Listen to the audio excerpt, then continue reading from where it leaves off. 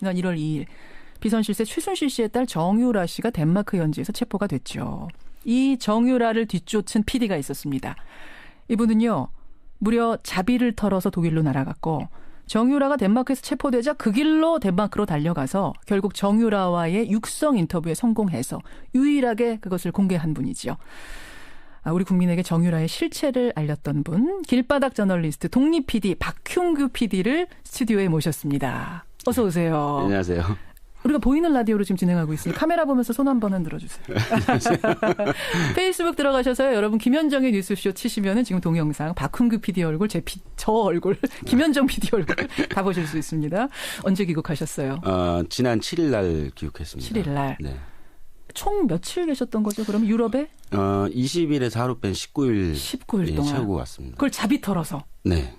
아니 기성 언론에다가 좀 지원을 부탁해보지 그러셨어요. 제가 이러한 걸 취재하러 가는데 기획이 이런데 뭐 함께하자 혹은 뭐 지원 좀 해달라. 사실은 이제 떠나기 전에 예. 뭐 방송국 두 군데하고 좀 공동 취재 제안을 좀 했었습니다. 하셨어요? 네네. 근데 이제 그 미팅 과정 중에서 아무래도 이제 해외 취재고 인력도 가야 되고 막대한 진행비 이런 것들이 이제 들어가다 보니까 예. 아무래도 방송사에서 조금 확실한 소스라든가 어떤 물증이라든가 조금 더 확인될 수 있는 그런 것들을 좀 요구를 했는데 예. 눈으로 보여줄 수 있는 확실한 물증이라든가 이런 것들보다는 이제는 들어가서 확인을 하면서 취재를 좀 해야 되지 않느냐. 가서 사실은 확인이 되는 거지 여기서 뭐 확인할 수 있는 게 없는데. 예. 해서 다소 조금 부담이 좀 있었나 보더라고요. 그래서 저희 소위 말로 엎어졌다 해서 진행이 되다 엎어졌군요. 예. 그 언론사들 지금 후회하겠는데요. 예, PD를 통해서 얘기 들었더니 후회하고 있다고. 그러니까 길바닥 저널리스트가 유일하게 정유라를 만난 유일한 영상을 여러분 지금 계속 보고 계시는 거거든요. 바로 그 주인공이 박훈규 독립 PD입니다. 여하튼 그렇게 해서 독일로 날아가셨어요. 저희가 사실은 이제 박 PD가 독일에 있을 때 인터뷰를 했죠. 네. 전화 인터뷰를. 왜 독일 가셨습니까? 제가 질문했더니 정유라라는 사람을 미치도록 잡고 싶다. 꼭 만나서 미치도록 인터뷰하고 싶다. 묻고 싶다. 이렇게 답하셨잖아요. 네. 근데 덴마크에서 잡혔다는 소식 듣고 바로 덴마크 가서 정말 미치도록 보고 싶던 그녀를 만나서 네. 묻고 싶은 걸 물었을 때 그때 기분은 어떠셨어요? 좀 짜릿했어요. 짜릿. 예, 워낙에 제가 이 친구를 만나서 인터뷰하는 거에 예. 좀 집착이 좀 많이 있었거든요, 저도. 그렇죠. 준비 기간도 굉장히 길었고요. 예. 사전 질문을 제가 외워서 갈 정도였으니까. 그래서 이 친구하고 인터뷰를 마치고 나와서는 소름이 돋을 정도로. 좀 짜릿감을 좀 느꼈죠. 그게 근데 법정에서 말이죠. 이제 법정에서 재판이 시작되고 나서 휴식 기간, 휴정 기간. 네. 그때 진행된 한 10분 인터뷰였던 거죠. 그렇죠. 저는 궁금한 게 거기에 다른 언론사 기자들도 많았잖아요. 왜냐하면 이미 체포됐다는 게 다 공개가 됐으니까. 네. 근데 어떻게 길바닥 저널리스트 박흉규 PD만 성공한 겁니까? 사실 이제 저희가 도착한 시간이 아까도 말씀드렸다시피 이미 그 전에 2시부터 시작한 그 심리가 끝나고 선고를 앞둔 그 잠깐의 한 10분 정도 이제 휴정 시간이었는데. 그때 막 도착을 하신 거예요? 네네. 공교롭게도. 다른 기자들은 한참 전부터 있었던 거고. 그렇죠. 예. 들어가서 이미 수많은 취재진들이 이 정유라 주변을 에워싸듯이 서 있었습니다. 하고 이제 몇 가지 질문들은 사실 좀 오가고 있는 것 같았는데. 예. 제가 들어가자마자 바로 그냥 무릎을 꿇고 시선을 좀 맞춰오고 이야기를 할 것 같아서. 그리고 그 전에 사실은 제가 길바닥 저널리스트 박훈규라고 하는데 예. 혹시 나를 아느냐라고 이제 먼저 물어보면서 제 소개를 했고요. 정유라한테. 예, 안 돼요? 아니요. 모른다고 그랬고. 모른다고 그랬죠. 예, 그리고 바로 몇 가지 질문을 좀 하겠다라고 이야기를 하고 거기서부터는 제가 준비한 질문들이 한 12가지 정도가 됐습니다. 사실은 이곳에서. 잠깐 그러니까 무슨 인터뷰 하시겠어요 안 하시겠어요 물어본 게 아니라 그냥 들어가면서 무릎 꿇고 눈높이 맞춘 거죠. 네네. 그냥 바로 마이크 들이대신 거군요. 카메라랑. 많이요. 그러니까 저희가 휴대폰 음성 녹음을 제가 수첩 밑에다 깔고 이제 적으면서 녹음을 동시에 한 거고요. 그다음에 저희 같이 간 후배 PD가 뒤에서 그 모습들을 이제 휴대폰으로 이제 촬영을 한 거죠. 휴대폰으로 찍은 거군요. 네네. 이제 법정 안에는 이제 카메라 반입이 안 되니까. 그러면 다른 기자들은 시도를 못 한 거예요. 그렇게? 그렇죠.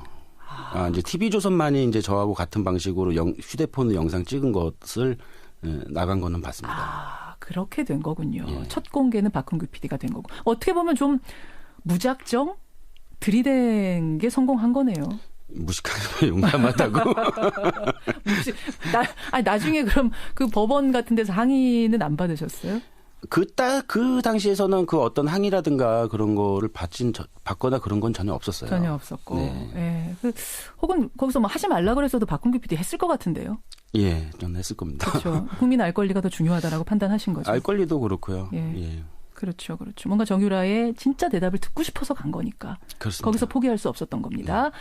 자, 그렇게 해서 찍은 영상을 이제 김현정의 뉴스쇼에 그날 아침 처음으로 뭐 영상을 저희가 공개할 수는 없었지만 육성을 공개했습니다. 네네. 박 PD와 인터뷰도 했고 그게 첫 공개였습니다. 그 당시 못 들으셨던 분들을 위해서 그 인터뷰 내용 잠깐만 다시 한번 들어볼까요? 저는 아예 그때는 학교를 간 적이 없었고 담당 교수님이고 뭐 하나도 모르는 시절이었어요. 제가 아기를 낳은 지 얼마 안 되고 바로 독일로 왔거든요. 2달 만에 독일로 와서 바로 여기서 말을 탔어요. 그러니까 교수님이 누군지 사실상 이런 거 확인할 수 있는 방법이 하나도 없었어요. 저는 회사 일 같은 건 아예 모르는 게 항상 저희 어머니가 사인만 하게 하셔가지고 저는 아예 내용 안에 건 모르고 제가 박근혜 대통령을 뵙긴 뵀는데요. 네. 마지막으로 뵌 게 저희 아버지 그게 언제예요? 일하실 때 뵀어요. 예, 이렇게 답하는 모습들 여러분 이제 워낙 여러 번 보셔서 다 아실 거예요. 근데 그때 박헌규 PD가 저한테 뭐라 그랬냐면 이미 뭔가 짜여진 답변을 준비된 답변을 다다다닥 쏟아내는 것 같았다. 네. 그런 얘기 하셨죠. 네네.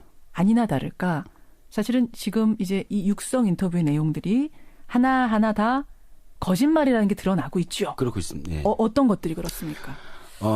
부정 입학 관련해서 이제 교수들이 자기 담당 교수가 누구인지 몰랐다라는 부분에서 지금 이제 하나씩 그 관련된 교수들이 이제 특검에 의해서 구속이 되는 과정에서 드러나고 있고요. 그러니까 정유라 씨는 답변을 뭐라고 했냐면은 학교 안 나가고 애만 키워서 네. 나는 아웃될 걸로 생각했는데 학점이 나와서 이상하더라 이렇게 답했었는데. 네네. 예. 그렇지만은 이제 그때 당시 그 학점에 관한 부분에 대해서도 정유라가 알고 있었다라는 부분도 지금 이제 특검에 그렇죠. 의해서 나오고 있고요. 그 외에 어떤 뭐 해외 재산 도피 부분에 대해서도 지금 이제 특검에서 내용이 나오고 있는 걸로 알고 있거든요. 그렇죠. 그래서 그날 사실 제가 한 12가지 질문 중에서 한 6가지 정도 질문을 했다고 보고 있거든요. 예, 예. 근데 제가 정확히 기억하고 있는 것들이기 때문에 예. 질문과 정유라가 답변했던 것과 지금 나오고 있는 보도화되고 있고 기사화되고 특검에서 나오고 있는 것들을 봤을 때는 예. 거의 지금 다 거짓말로. 다 거짓말로. 네. 결국은 짜여진 답변이었다는 게 이제 입증되는 거네요. 그렇죠. 예, 준비된 답변. 국선 변호인 선임했다고 그날 답하지 않았어요? 박 PD한테? 그러니까 제가 변호사를 선임했냐고 이제 물었을 때 예.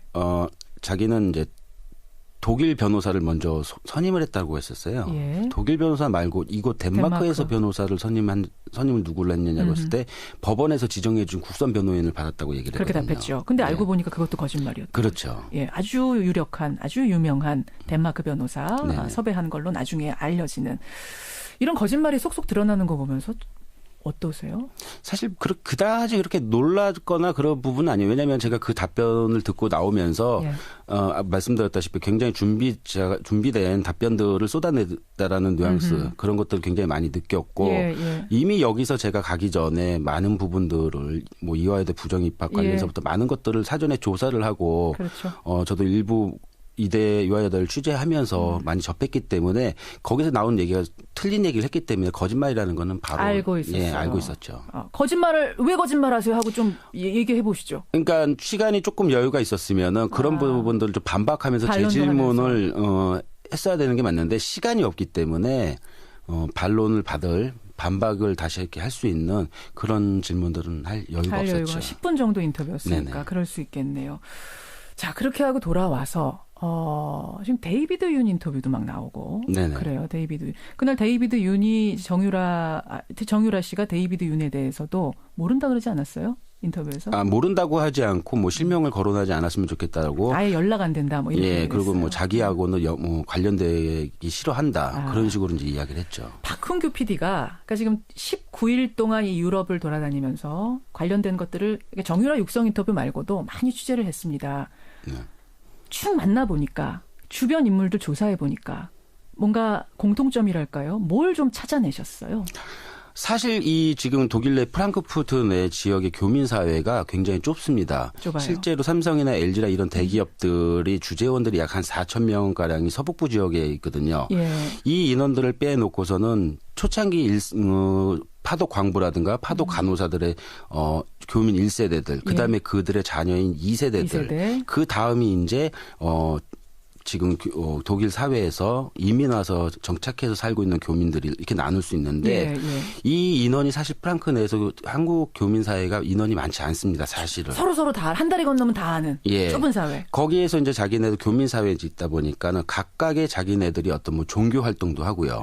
뭐 학교에 모임도 있고요. 그렇겠죠. 그러다 보니까는 그런 유대 관계가 다 연결점이 있습니다. 예. 워낙에 사회가 그 교민 사회가 촘촘하기도 하고요. 그러니까 어떤 뭐 말 한마디 제보를 하나를 하더라도 이 얘기가 누구한테 들었냐, 어디에서 나왔냐, 이렇게 항상 대물음이 나오거든요. 그래서 어디에서 들었다고 얘기도 못하지만은 취재본차에서도 저희도 말 못하지만은 얘기를 하게 되면은 그게 바로 그 교민사회 이야기가 싹 퍼집니다. 싹 퍼져서 최순실한테까지 들어가는 거예요. 그렇죠. 교민사회가 좁고 최순실은 그 말을 돌려보면 최순실이 교민사회, 독일 교민사회에 그만큼 인맥이 넓다는 얘기예요? 사실상 제가 그곳에서 좀 취재를 하면서 최순실이가 그 독일 내 프랑크푸르트에서 어느 정도 오랫동안 이 사업을 하고 관계를 맺어왔냐라고 했을 때 20년 가까이거든요. 20년이니까. 상당히 오래된 겁니다. 그것도 막 돈 뿌려가면서 20년. 그렇죠. 이미 데이비드 윤 씨가 최순실 씨와의 관계를 맺은 게 90년도 초입니다. 맞아요. 예. 그러니까 훨씬 그 이전에 그 아버지부터 인연을 맺어온 거거든요. 맞아요. 그렇죠. 그렇기 때문에 한 20년 이상을 독일에서 그런 수많은 인맥이라든가 그런 네트워크를 구축을 해놨기 때문에 뭐 흔히 말해서 저희 현지에서는 프랑크푸르트 내에서 뭐 최순실 때문에 먹고 사람도 많다. 이런 얘기가 막 나돌 정도였어요. 그렇게 되니까 결국은 그렇게 오랫동안 숨어 지낼 수 있었던 거군요. 뾰족한 제보도 안 들어오고. 그렇죠. 그리고 또 독일이 상대적으로 비자 받기가 굉장히 쉽습니다. 그러니까 법인회사를 하나 설립해서 세금만 내면은 3년 정도의 비자는 무난하게 받기 알겠습니다. 때문에. 그 부분도 또 중요한 포인트네요. 네. 한국에 오면 미공개 파일 공개하겠다고 하셨는데 아직 준비 안 되셨어요? 조금 추가적으로 더 취재가 좀 이뤄야 될 부분도 어느 있고요. 어느 부분에 대한 겁니까? 이제 뭐 불법 재산 부분과 부동산 부분인데 확인된 것들은 뭐 사실 있지만 조금 더 보강 취재를 한 다음에 공개 여부를 조금 다시. 길바닥 저널리스트 박훈규 독립 PD와의 인터뷰였는데 저는 참 박수 쳐드리고 싶은 게 여러분 프리랜서 저널리스트가 이렇게 활동을 한다는 게 자비를 털어가면서 활동한다는 게 보통 일이 아닙니다. 워낙 입지가 취약하기 때문에 돈 얼마 드셨는지 물어봐도 돼요? 저희 한 20일 정도 있으면서 700만 원 좀 넘게 들어갔습니다. 되게 알뜰하게 사셨는데요. 라면만 드셨어요? 아니요. 뭐 나름대로 또 뭐 차량이라든가 이런 거 다 했는데도 저희는 좀 많이 들어간 편이거든요, 그게. 고생 많으셨고요.